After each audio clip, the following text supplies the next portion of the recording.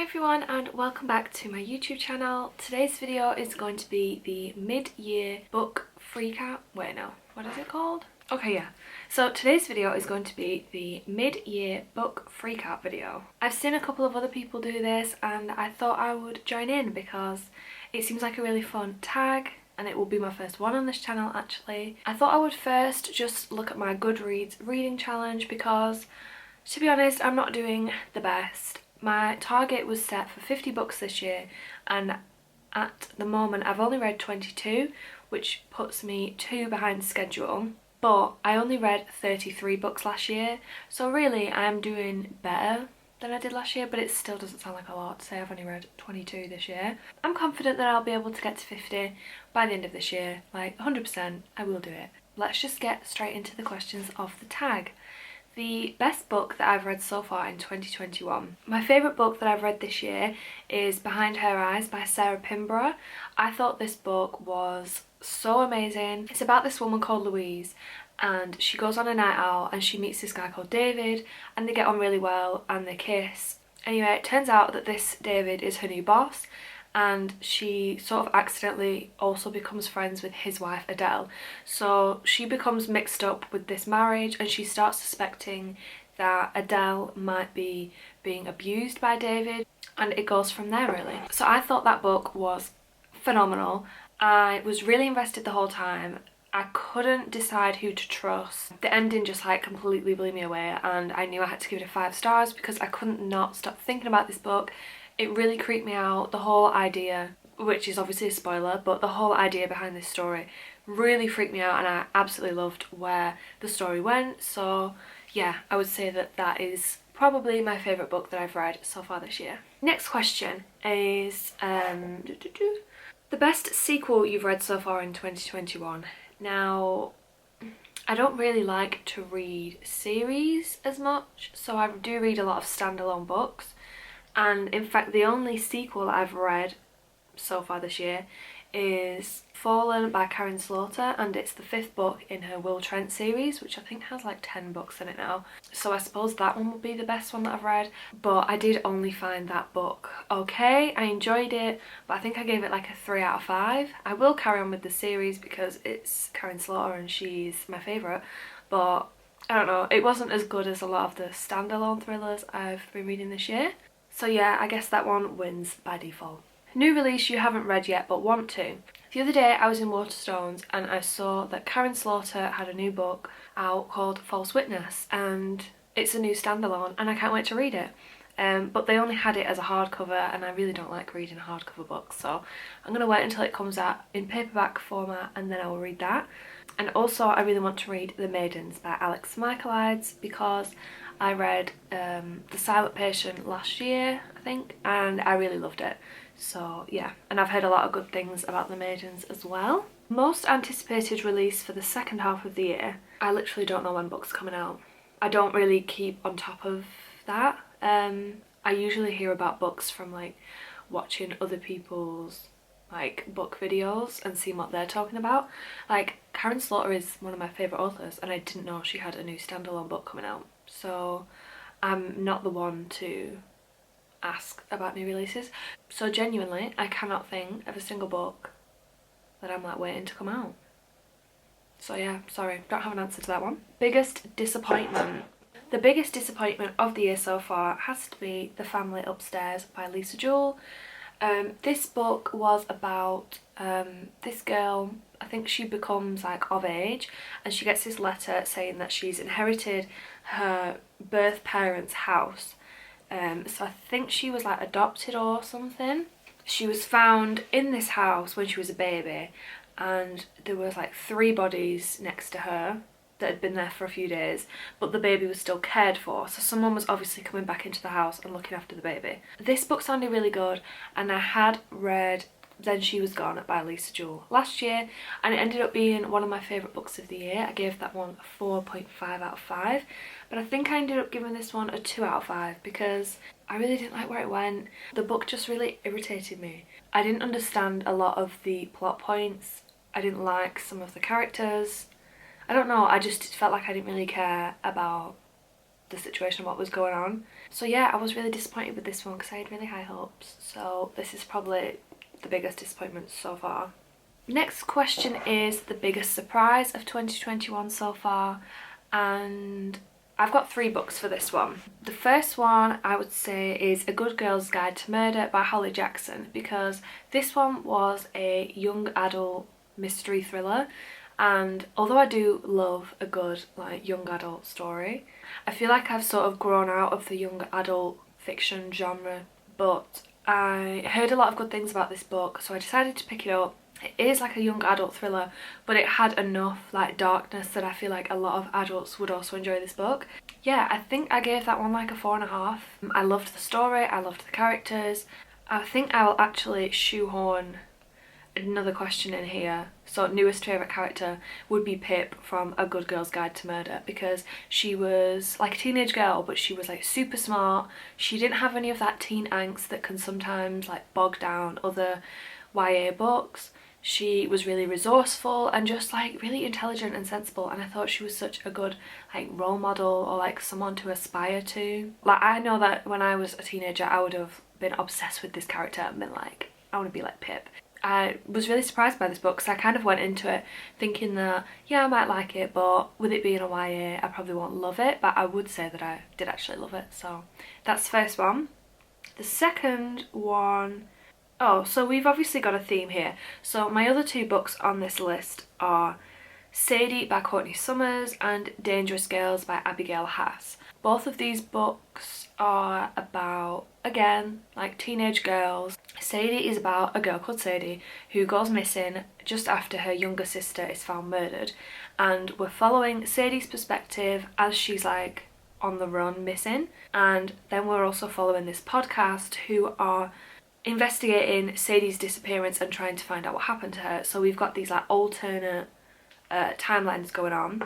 That book was so good. It was very dark. I liked how the story was told, because although it easily could have been repetitive because the podcast was always like a couple of steps behind Sadie, but they just went together so seamlessly. I really loved the ending of this book as well. So yeah.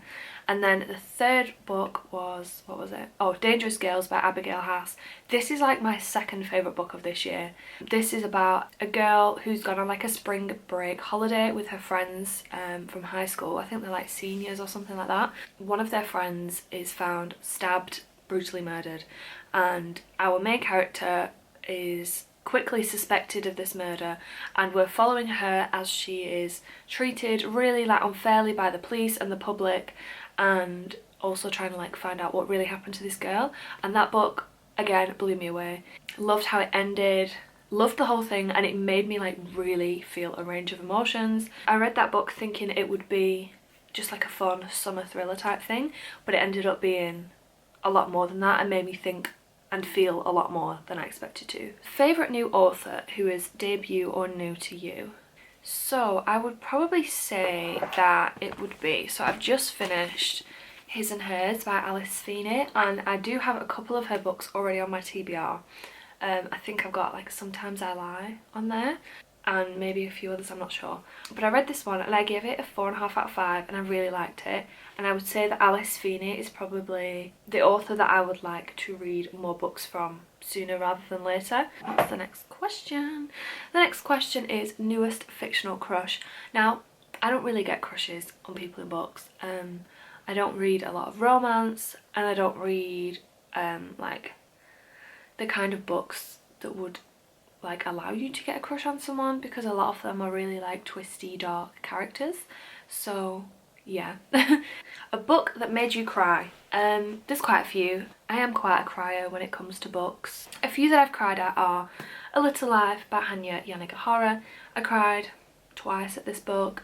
Not as hard as I thought I would, but I did definitely cry at this book. A lot of people will probably have already heard of this. We're following a character called Jude and his 3 friends from school, and there's a lot of sad things that happen in this book. As soon as you think the sadness and like the horror is over, there's just something else to top it off. So there's definitely a lot of opportunities to cry in this book, so I think if that's what you're in the mood for, I would definitely give this a go. I gave this a 4 out of 5 and I did really like it. I also cried at Flowers for Algernon by Daniel Keyes. I cried at that one very hard. I was like hyperventilating, crying type thing at the ending, so that one. I think I also cried at Call Me By Your Name by Andre Aciman, or Ackerman, I'm not sure. Had a little cry at that one towards the end. Any others? Oh yeah, and I also cried at Moonrise by Sarah Crossan. It's like a long poem about a guy whose older brother is on death row for a crime that he didn't commit. So that one was very sad. And I think that's it. So 4 out of the 22. A book that made you happy. Am I allowed to say Good Girl's Guide to Murder again? It's just a fun book. I don't know. And it made me really happy because I really liked it. But it is also like a fun kind of thriller. Maybe if you're like a beginner with thrillers, it would be a good one because it was also like a fun teenagey adventure kind of story. So I'm going to say that one. The most beautiful book you've bought or received this year. I only bought this the other day. And it would be Small Pleasures by Claire Chambers. Except for this. Because there's a big bloody thing on it again. But if you forget about this, like these colours are just so nice, and it's just got little oranges on it, and it's got this little tab here that's like orange, and the inside cover has oranges. I just really like the colours of this book, and it makes me want to eat oranges. I haven't read this book yet. It is on my list. I bought this from like an independent bookshop near where I live. Yeah, I've heard lots of good things, and it has been longlisted for Women's Prize for Fiction. But it's about this woman called Jean in 1957, and she's a journalist, and one of her stories that she's pursuing is about this woman who says she's had a virgin birth, and I think she ends up like liking the husband or something. So like Jean goes to visit this family to try and work out if this virgin birth is true or not, and she sort of gets mixed up with the husband maybe. So yeah, haven't read this yet, but I think it's just a really pretty cover, so yeah. And then the last question, what books do you need to read by the end of the year? Now there's so many, so many. I think I've got 146 books on my TBR on Goodreads. Obviously I'm not going to be able to read them all, so a couple of the ones that I wrote down that I really want to read ASAP are 3 Hours by Rosamund Lupton. I've been looking for this book for ages.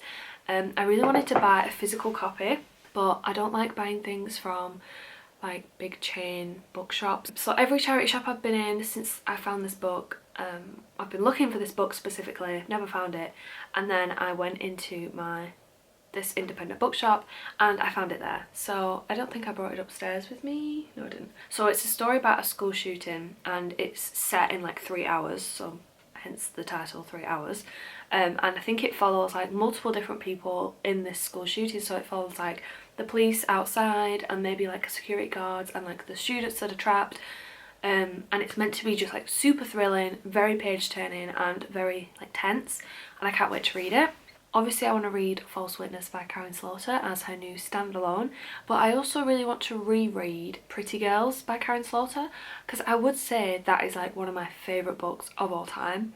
I read it when I was 19, I think, so that's like 5 years ago now. I would be really interested to reread it. I remember certain bits about the plot, but I don't remember everything, so I've tried to wait like long enough to forget. But I think that book has like scarred me permanently, so there are some things that I will never forget about that book. But yeah, I would really like to reread that one at some point. I also want to read from some other genres, because I do read a lot of thrillers and I will always come back to them, but some of my other favourite genres are like post-apocalyptic, like dystopian type books. So on my list there I've got Station 11 by Emily St. John Mandel. I want to read some more sci-fi books, so I've got a couple of John Moore's books on my list, specifically The One and The Passengers, and then I've also got Blake Crouch as an author on my list, so Dark Matter and Recursion. Yeah, I really want to read some like sci-fi thriller type things. And then lastly, I want to read a lot more horror stories. That's partly why I'm doing Summerween this year, because I want to like branch out into that genre a bit more. I've only read something that's like truly horror. I've read Pet Sematary by Stephen King and I thought that was okay, and then I read The Troop by Nick Cutter and that was like one of my favourite books last year. It was like 5 out of 5 by a mile, so I would really like to read some more from that genre. So a couple of the ones that I've got on my list are Stephen King's short stories. I'm going to be reading 1922 for Summerween, and I also want to read The Night Shift, which is like a collection of his short stories. I want to read The Deep by Nick Cutter. Obviously I just said I read The Troop, loved it, and The Deep is about like a submarine. It's like set on a submarine maybe, and that whole idea of being out at sea like miles under the surface of the ocean is terrifying. I've heard that it's not as good as The Troop, but I'm hoping I still like it. And I also want to read Brother by Anya Alborn, which hopefully I will be reading as part of Summerween, but there's so much more. That was all the questions and that's the end of today's video. I hope you guys have enjoyed watching this. Let me know in the comments any of your own answers to these questions. I would really love to know. If you like this video, give it a like, and if you want to subscribe, that would be amazing. What am I going to do now? I'm going to now film May-June wrap-up video, and I'm also going to continue with my Summerween vlog, so hopefully those will be posted very soon. Thank you for watching and I'll see you guys in my next video. Bye!